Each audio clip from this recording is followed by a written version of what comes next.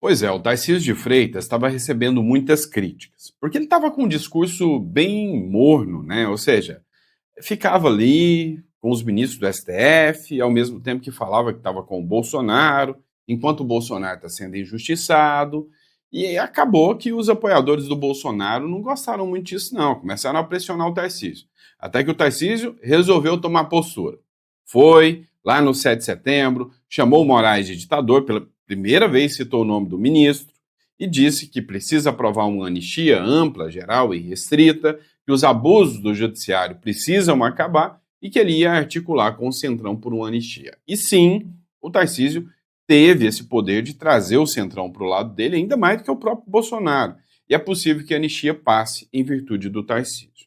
A gente vai para a tela do nosso aplicativo que eu vou te explicar alguns pontos. Primeiro, o Tarcísio precisou subir o tom, é verdade.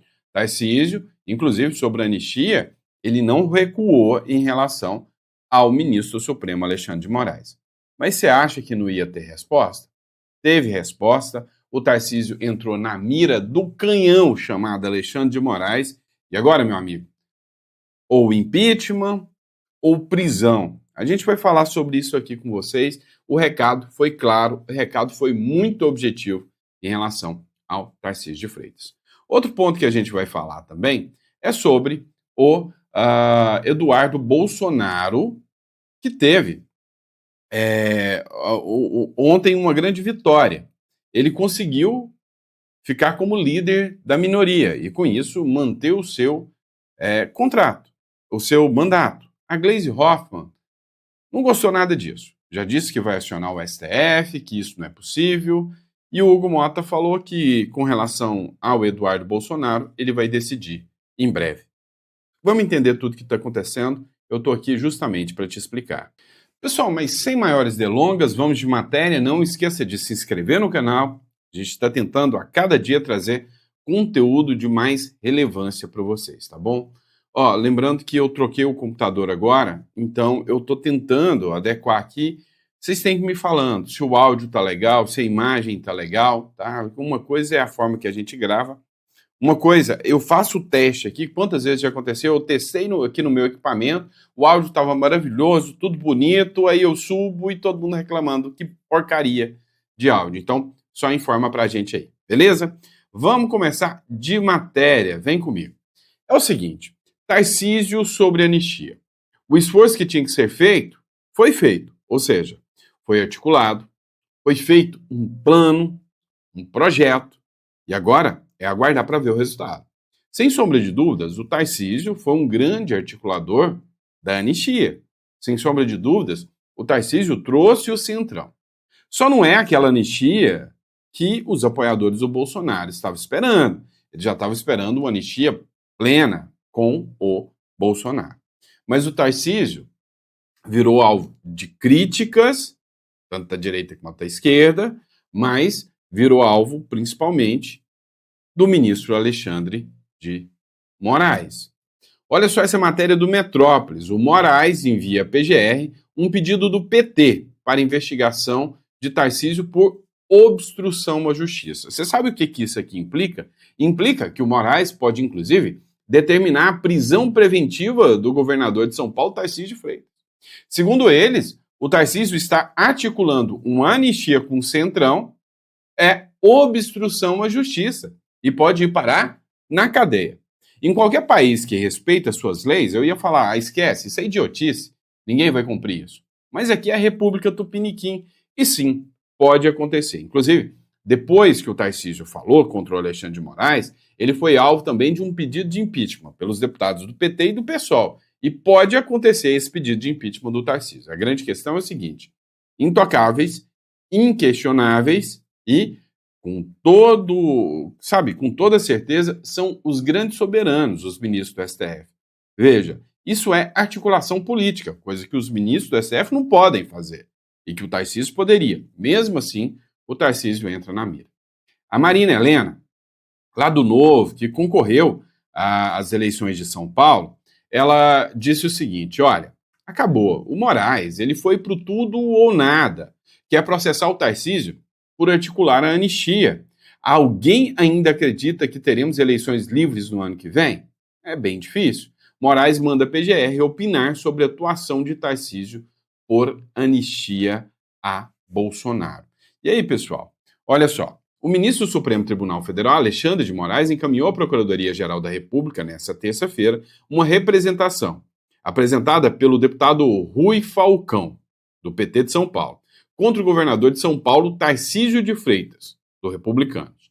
O petista acusa o chefe do Palácio dos Bandeirantes de obstrução da justiça por ter viajado a Brasília no início do julgamento da trama golpista Tabajara, particular no Congresso Nacional, a tramitação de um projeto de anistia destinado a beneficiar o ex-presidente Jair Bolsonaro e, óbvio, os aliados.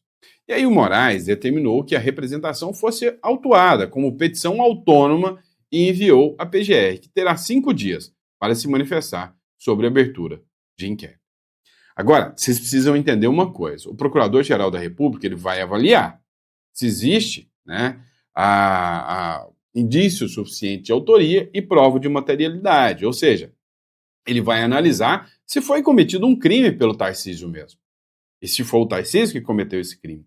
E se isso aconteceu, eles vão fazer as medidas cabíveis, que podem ir desde a abertura do inquérito ou um pedido de prisão preventiva. Dá uma olhada nessa matéria aqui que foi divulgada, falando justamente, na Jovem Pan, sobre essa questão do Tarcísio. Acompanha comigo.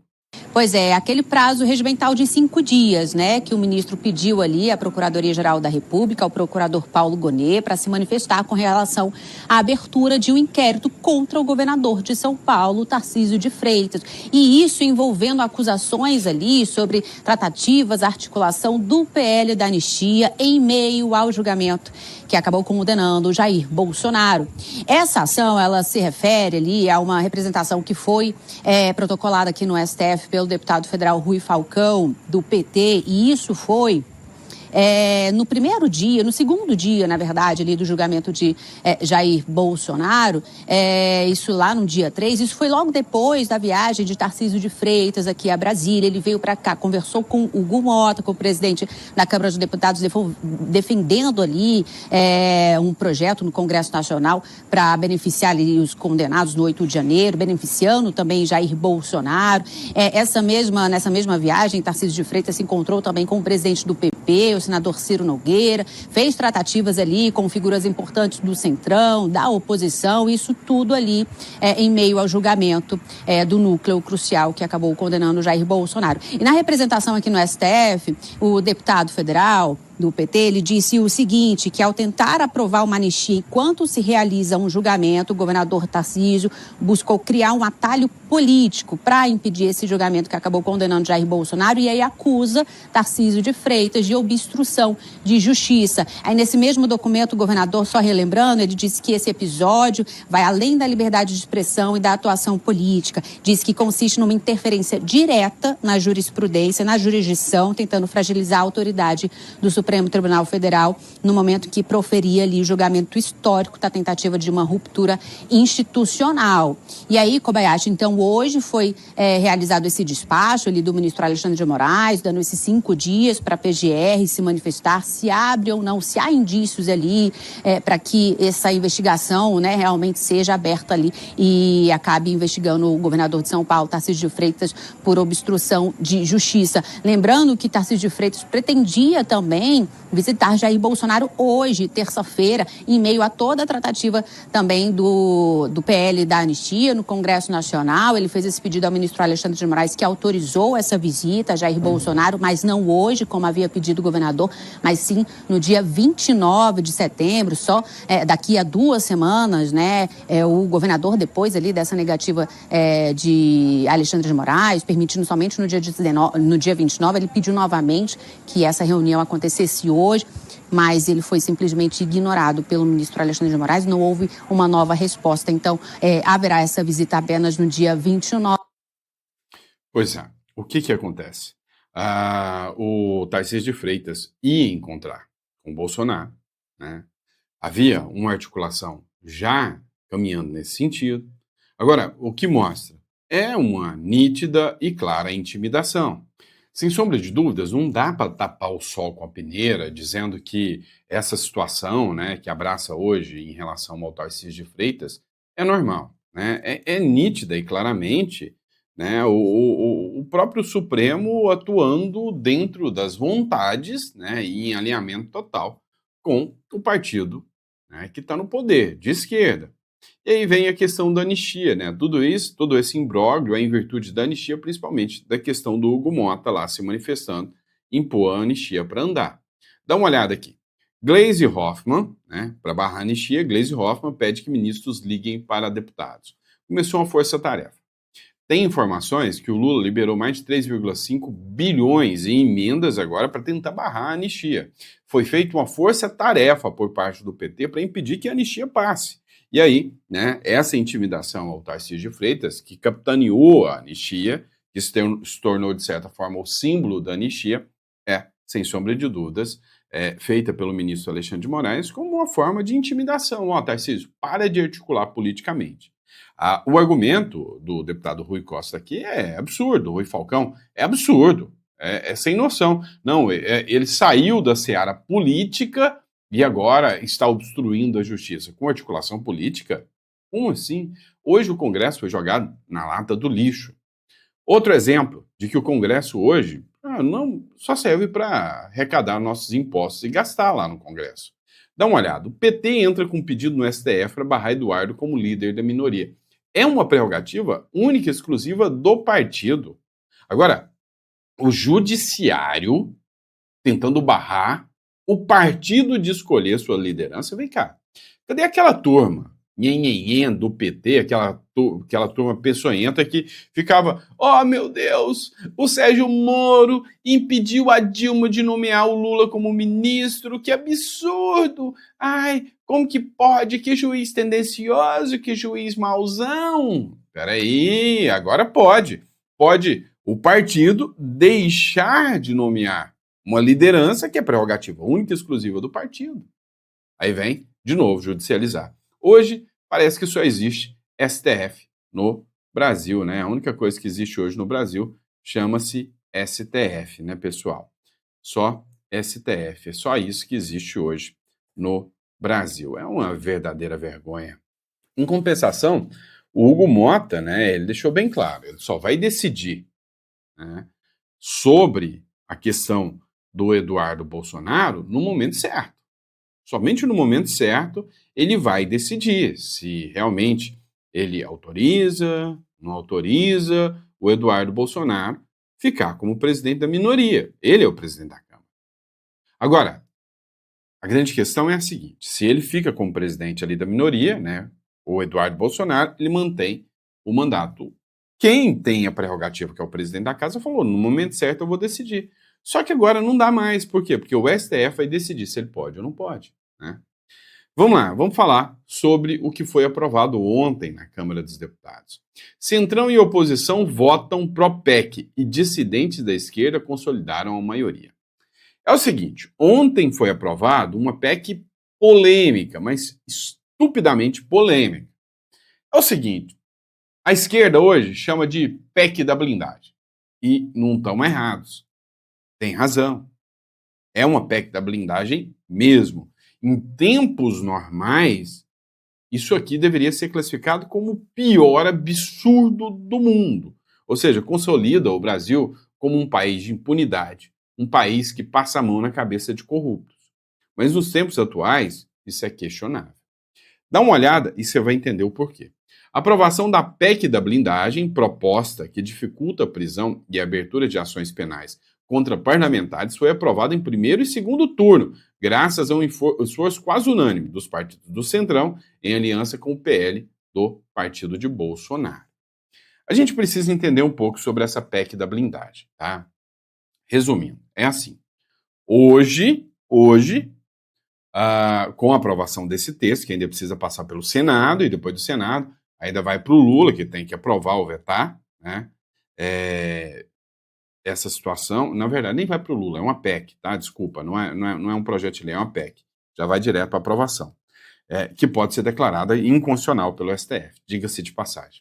Mas o que essa PEC ela fala? Fala o seguinte, olha, Toda vez que um deputado ou senador for processado, vai ser enviado esse pedido de abertura de inquérito, de investigação, de processo para o Congresso Nacional, que em sigilo, com votos secretos, vão votar se pode ou não pode dar continuidade a essa ação, ou se essa ação vai ficar suspensa enquanto ele é deputado. Por isso chamou o nome de PEC da impunidade. Agora, vamos parar para pensar no seguinte, por outro ponto. Se a gente está falando em passar a mão na cabeça de corruptos, sim, os corruptos deitam e rolam. Mas já não é o que acontece no Brasil hoje. Ultimamente você anda vendo algum corrupto ir parar na cadeia com ou sem PEC da blindagem? Não. Mas, em compensação, você está vendo muito deputado de oposição indo para a cadeia, não tá? Então, esquece a questão de corrupção. Corrupção é o programa de governo hoje. Esquece isso aí. Hoje, o que você tem que entender é que há uma perseguição em ação. Por isso que a gente vai ler esse editorial aqui, essa matéria do editorial central que eu escrevi aqui. Você vai analisar isso aqui e depois nós vamos balancear isso aqui com um vídeo do Kim Kataguiri. Eu preciso que vocês prestem atenção, mas abram a mente, tá? Eu sei, ai, Kim Kataguiri, não! Peraí, abre a mente e escuta para vocês verem o que ele falou. Matéria, PEC da blindagem. O Congresso arma seu escudo contra o STF. O mais interessante é o timing dessa articulação. Tudo costurado por Arthur Lira logo após os protestos contra a prisão domiciliar de Jair Bolsonaro. A mensagem é clara. Se até um ex-presidente pode ser colocado em prisão preventiva sem provas robustas, imagine o que pode acontecer com deputados comuns. O Congresso parece estar dizendo ao Judiciário: aqui não, quem manda somos nós. É praticamente uma resposta direta à judicialização da política que vem sendo usada como arma preferida da esquerda e parte do STF para perseguir os adversários. No final da tarde, a PEC pode ser vista como um escudo contra o arbítrio dos togados que confundem justiça com militância. Claro, a imprensa vai vender como autoproteção da classe política. Mas, convenhamos, em tempos de ditadura judicial, talvez blindagem seja apenas instinto de sobrevivência. Afinal, quem vigia? Os vigilantes. Esse foi o texto que eu coloquei aqui no editorial central, tá, pessoal? Agora, eu quero que vocês analisem o seguinte. Esse aqui é o deputado federal Kim Kataguiri. Eu vou sair daqui e vou para o Instagram, vou sair. Eu quero que você preste atenção num vídeo que ele fez, e ele não está errado. Mas o momento é que tem que ser analisado com cautela. Dá uma olhada aqui, tá? Ó, presta atenção. Dá vontade de desistir. É o que escreveu, né? O Kim Kataguiri aqui. E tem um monte de gente falando, poxa, o Nicolas votou a favor, que fique bem claro, que o eleitor dele leia isso. Se você tem vontade de desistir, imagina a gente que paga por tudo isso. Kim Kataguiri e Rosângela Moro foram os únicos do União Brasil que votaram contra. Parabéns. Mas presta atenção nisso aqui. Olha, esse é um dia que dá vontade de desistir. Eu acabei de chegar da Câmara dos Deputados, a gente votou agora a PEC da blindagem, votei contra, né, um texto que estabelece o seguinte: um deputado, um sujeito se elege deputado, ele mata uma pessoa, ele estupra uma pessoa, ele é um pedófilo, ele é um traficante, ele desvia dinheiro público. Para começar um processo contra essa pessoa, não estou nem falando de prender, estou falando para começar um processo, não estou nem falando de ter uma medida cautelar, não estou falando de busca e apreensão, não estou falando de apreensão de passaporte, estou falando para começar um processo criminal contra essa pessoa. Essa PEC determina que precisa ter uma votação secreta na Câmara dos Deputados, então você nem vai saber se seu deputado votou para prender ou para soltar vagabundo, para daí ele poder começar a responder um processo, né? E eu vejo gente, eu tô há 6 anos exercendo o mandato, eu vejo gente que estava participando de manifestação comigo em defesa da Lava Jato, pelo impeachment da Dilma, contra o Petrolão, né, na defesa do combate à corrupção, votando a favor desse texto. É muito desesperador, né? Primeiro, você trabalha muito numa casa que é pouquíssimo produtiva e que dá pouquíssimo resultado. Quando sai coisa boa, é coisa pequena. Quando sai coisa ruim é uma tragédia, né? É uma coisa que me lembra até do que o Roberto Campos falava, né? Que quando a primeira vez que ele chegou no Congresso, ele pensou que estava lá para fazer o bem, né? Aí quando ele chegou lá, ele descobriu que estava lá para impedir o mal, que não tinha como melhorar as coisas, só tinha como desacelerar o desastre, né? E é o mesmo sentimento que eu tenho agora. Olha tudo que a gente passou, o tanto que a gente lutou,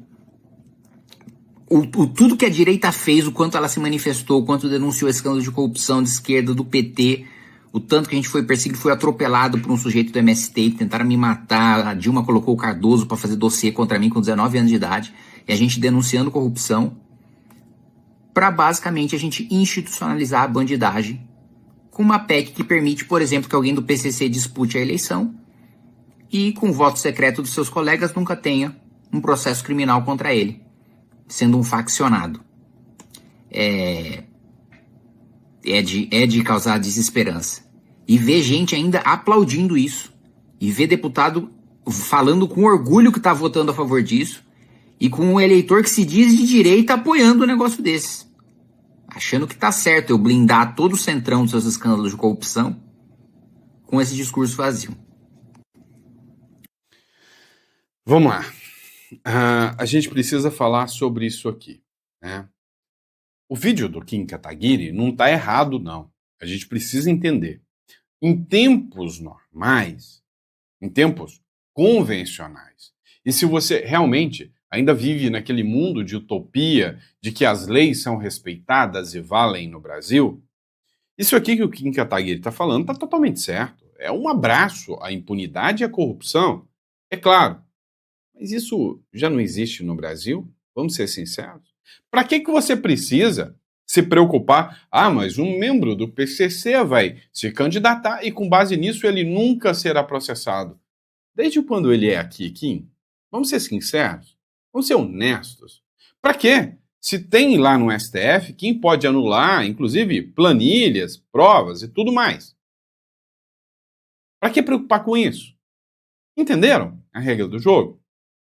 Olha, o que o Kim Kataguiri está falando não está errado. E para quem está ainda preocupado com a questão da corrupção, ainda acredita que as leis no Brasil funcionam, tá certo.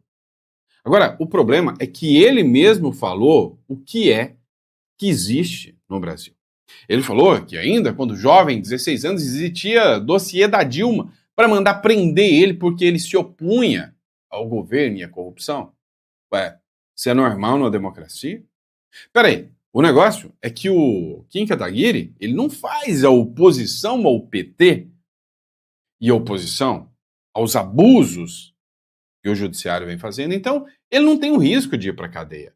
Ele brinca de fazer oposição, enquanto o sistema olha para ele e fala, não, deixa aquele para a gente fingir que a gente tem oposição. Mas não tem. Porque quem faz oposição mesmo vai parar atrás das grades, da cadeia. Olha só o que acontece com o Marcos Duval, olha só o que aconteceu com o Daniel Silveira. Então, cá entre nós, né, Carlos Jordi, todo mundo que resolve ser crítico ao sistema. Então, assim, cá entre nós, concordo com o Kim Kataguiri, do ponto de vista de corrupção, é um escárnio, é um golpe. Agora, deixar do jeito que está é continuar deixando o Brasil sem oposição nenhuma, tá? Bora lá, pessoal, vamos falar sobre isso aqui, ó. Mercosul e países europeus assinam um acordo de livre comércio. Isso aqui é interessante, tá, pessoal? Ó, alguns países, né, os países do Mercosul aqui, e alguns 3 ou 4 países, que é a Suíça, a Irlanda e mais um país da União Europeia, não foi um acordo com a União Europeia, foram com alguns países, Espanha também, com alguns países da União Europeia, né, acabaram firmando aí um acordo, né, e aí o pessoal está falando, mentindo nas redes sociais, inclusive espalhando fake news, dizendo que foi o acordo da União Europeia. Não foi um acordo do Mercosul com alguns países da União Europeia, 3 especificamente, tá? Vamos lá, ó.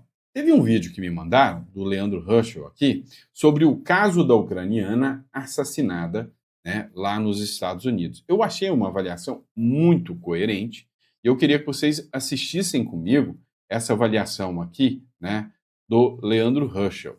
acompanha aqui comigo, tá? Eu estou deixando dessa forma a tela, você consegue ver o vídeo, e caso seja interessante para você, você pode ir lendo, né, os comentários aqui também, vocês viram que eu vou passando os comentários, tá? 14 passagens pela justiça do assassino da jovem ucraniana. Até nos Estados Unidos, é muito fácil de explicar, né?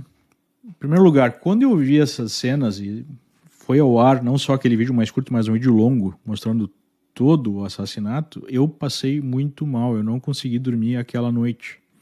Então as cenas mostram uma jovem branca assassinada por um criminoso negro com uma faca, que deu 3 facadas no seu pescoço. E depois foi revelado que ele tinha 14 passagens pela polícia. Como é que se explica isso? É simples. A esquerda, né, opera no mundo inteiro pela inversão da realidade. Então, vítimas seriam os verdadeiros criminosos e os criminosos seriam as vítimas. Então, pelo sujeito ser negro, simplesmente, ele já é um oprimido. E aí ele não pode ser responsável pelos seus atos. E aí o sistema criminal, isso foi implementado e ganhou tração, especialmente depois do movimento Black Lives Matter, deve tratar a cor do assassino ou de qualquer outro criminoso como um fator na hora de definir a pena ou de definir uma progressão de regime. E foi exatamente isso que foi implementado em North Carolina, né? A cidade de Charlotte, onde aconteceu o crime num trem. E é por isso que o criminoso, que o animal estava solto nas ruas, porque nós passamos a ter políticas de desencarceramento em massa, já que, segundo a esquerda, isso seria a coisa certa a fazer para combater o racismo. Isso não acontece só no Brasil, acontece também nos Estados Unidos. Na verdade, de uma certa forma, nos Estados Unidos até de maneira mais profunda do que no Brasil, especialmente em estados ou cidades controlados pela esquerda, né? Então, é justamente por isso. Essa política está promovendo violência, morte, sofrimento. E, de maneira mais paradoxal, quem mais está sofrendo são as comunidades negras aqui nos Estados Unidos, em que diminuiu o policiamento. Porque se a polícia é tratada como racista e tudo mais, e você ter a repressão ao crime é tratado como, de uma certa forma, algo racista, a polícia se retira desses locais e aumenta o nível de criminalidade nesses bairros mais pobres, que são majoritariamente negros, né? E aí você tem os negros como as vítimas, em maior número, de políticas da esquerda que dizem defender esse mesmo grupo, essa mesma minoria. É isso que está acontecendo e é por isso que nós temos criminosos nas ruas. No Brasil, algo que acontece há muito mais tempo. Simples assim. E, sabe, não que seja relevante, e nem de longe eu estou falando que, bem feito, mas essa própria moça, que foi a vítima nessa aqui, né, ela defendia, ela era de esquerda. Então, o que o Leandro Ruschel está falando tem muito a ver. Aqui no Brasil, não é de hoje que saem matérias dizendo que o crime organizado financiam jovens para passarem na OAB, para passarem em concursos de juiz, de promotor, de policial, tudo isso amando, né, e a função do crime organizado, né? Sabe, o Brasil está indo por um caminho absurdo, é um reflexo direto do que vem dos Estados Unidos para cá, né? Então, sem sombra de dúvidas, é um reflexo direto. Então, sabe, assustador isso aí. Vamos lá, pessoal. Outra matéria aqui, matéria do Editorial Central. Padilha diz que está nem aí quanto a não receber o visto para os Estados Unidos. Pois é, o Padilha foi barrado, né, principalmente por causa da questão dos médicos cubanos. Ele era o ministro da Saúde da Dilma na época. Os Estados Unidos acusam que naquela época eles estavam fazendo uma espécie de trabalho escravo. Sim. E aí, né, ele foi acusado justamente de ter facilitado aquilo que era utilizado para financiar a ditadura cubana. Agora, em compensação, os Estados Unidos começou a dar uma recuada, voltar atrás um pouquinho, inclusive, em relação a algumas agendas, como, por exemplo, dá uma olhada nessa questão aqui, ó. Os Estados Unidos liberam visto a Lewandowski para a Assembleia Geral da ONU. Pois é, pessoal. Olha só, Estados Unidos, eles fizeram uma série de retirada, né, de vistos para um monte de pessoas do governo Lula. Inclusive, os Estados Unidos tirou vistos de gente da delegação do governo Lula que ia lá na ONU. Acontece que a sede da ONU hoje, embora seja em Genebra, o local de reuniões, o anfitrião é os Estados Unidos. Todas as reuniões da ONU não acontecem em Genebra, acontecem em Nova York. E o Lula está indo para lá. Só que um monte de gente do governo brasileiro teve os vistos retirados para não comparecer. A ONU se manifestou, achou isso um absurdo, e a gente percebe aqui que teve um recuo por parte dos americanos. E você? O que você acha sobre isso? Qual é a sua manifestação acerca disso aqui? Coloca no comentário que eu quero saber, tá bom? E desde já, muito obrigado pela confiança, pela credibilidade. É sempre uma honra e um prazer poder estar aqui em mais um editorial com vocês. Lembrando a vocês o seguinte, pessoal, não confia não, tá? Sempre tenha um plano B, tá? Então a gente já vai estar passando para vocês, está na descrição aqui. Clique aqui e se você quer a nossa ajuda para você ter a cédula uruguaia, para você tirar a residência uruguaia, a gente está aqui para te ajudar. Você vai poder ter uma conta em dólar em outro país, com a proteção de um país que tem segurança jurídica, que as leis são respeitadas. É a cédula mais barata, se você comparar com a do Paraguai, é muito mais barata do que a do Paraguai. Se você comparar com o Green Card americano, por exemplo, muito mais barato. E você pode ter os mesmos benefícios. Você pode ter a cédula do Uruguai, morar no Brasil e fazer todos os seus investimentos em ETFs americanos, por exemplo. Tá bom? Então, se você precisa de, auxílio nisso, clica aqui na descrição. A gente está aqui para te ajudar, tá bom? Grande abraço, fica com Deus e até o próximo editorial.